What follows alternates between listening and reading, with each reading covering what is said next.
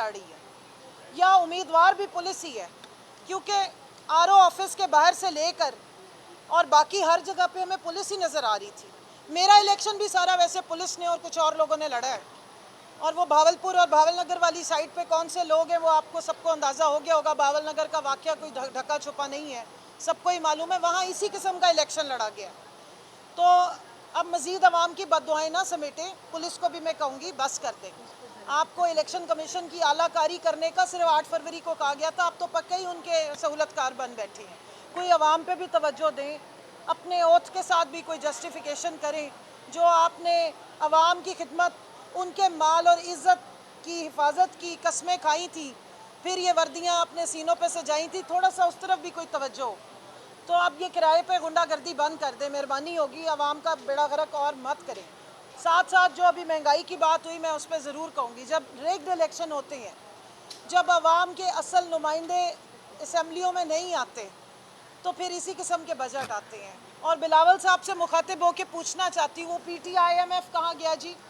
PTI को तो आपने बड़ी मेहनत करके हटा लिया है, IMF को तो आप हटा ना सके, बल्कि उल्टा उनके आप हाथ पांव जाके जोड़ते हैं। और बाकी मरियम साहिबा की मैं तारीफ़ करूँगी कि उन्होंने कोई झूठ नहीं बोला था, उन्होंने पहले ही आवाम को बता दिया था कि स्त्रियाँ नहीं चलेंगी तो फ्राइंग पैन इस्तेमाल करें।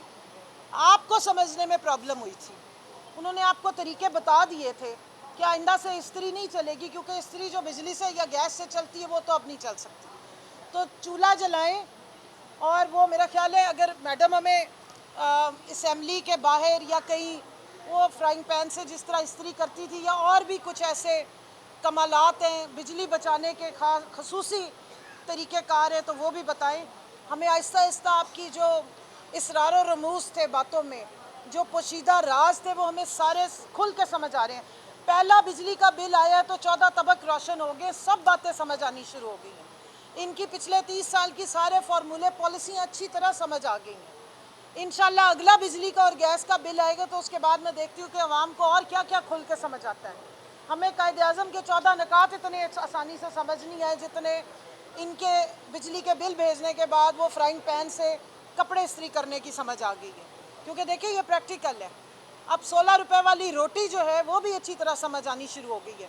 मुझे तो लगता है कि अब वो जो इन्होंने सारे बंद कराए थे, कोई भूखा ना सोए की स्कीम बंद कराई थी, वो मैडम ने, क्योंकि बाकी सारी चीज़ें जो हैं वो रीवैम्प करके नई पैकेजिंग के साथ अपने पोस्टर्स बैनर्स के साथ शुरू कर दी। जैसे वो अभी सेहत का एक वो कारवाने सेहत हुआ करता था जो पिछली हुकूमत में उस्मान बुज़दार ने शुरू करवाया था, उसको अब इन्होंने मोबाइल जो मेडिसिन के नाम से या मेडिकल कैंप्स के नाम से शुरू किया है। तो बीबी की तस्वीरें बड़ी बड़ी बनती हैं, बड़े बड़े कैंप्स, बड़े बड़े बैनर्स लगते हैं और रीपैकेजिंग हो जाती है। तो कोई भूखा ना सोए पे भी मेहरबानी करें, क्योंकि ना बिजली का बिल दे सकती है आवाम, ना गैस का बिल दे सकती है, ना बच्चों को आप पढ़ा सकती है, ना सुबह बच्चे स्कूल जा सकते हैं क्योंकि किताबें नहीं, जो जा सकते हैं वो भूखे जाते हैं क्योंकि गैस नहीं।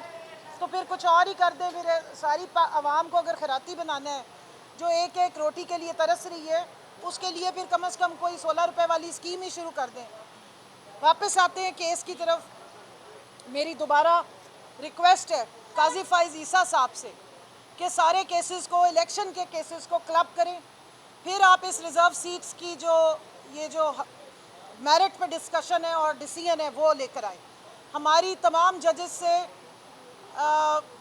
एक रिक्वेस्ट है तमाम ख़वातीन की कि बराए मेहरबानी बग़ैर किसी प्रेशर के मेरिट्स पे डिस्कशन करें।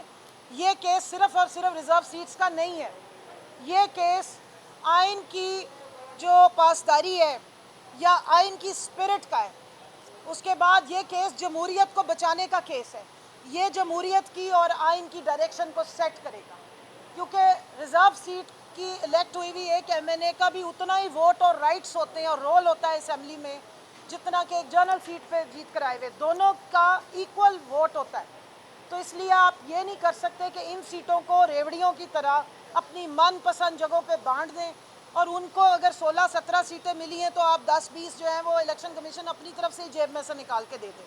जो बाकियों से फॉर्म 47 की बुनियाद पे खींची हैं, वो कमी कोताही जो रह गई थी वो रिज़र्व सीटों से पूरी की जाए। तो ये नहीं चलेगा, ना ये आवाम ये बर्दाश्त करेगी। ये भूख भी बर्दाश्त कर रही है, ये गैस के जो न्यूक्लियर बम की सूरत में बिल आ रहे हैं और बिजली के आ रहे हैं वो भी बर्दाश्त करिए, लेकिन ये इस्तेहसाल और वोट की सैंक्टिटी का जो बेड़ा गर्क किया गया, इसको ये बर्दाश्त कौम नहीं करेगी और ना ये ख़वातीन बर्दाश्त करेंगी जिनके हक पे डाका डाला गया है। तो मेरिट्स पे बहुत सारी चीज़ें निकलेंगी। उम्मीद है कि आज इलेक्शन कमीशन ऑफ पाकिस्तान जो है वो इलेक्शन कमीशन ऑफ पाकिस्तान होने का सबूत देगा, वो सिलेक्शन कमीशन नहीं बनेगा, और जो जो उनसे डिटेल्स मांगी गई हैं, जो जो रिकॉर्ड मांगा गया है वो लेकर आएगा, अगर तो उनके पास मौजूद है। Thank you ji.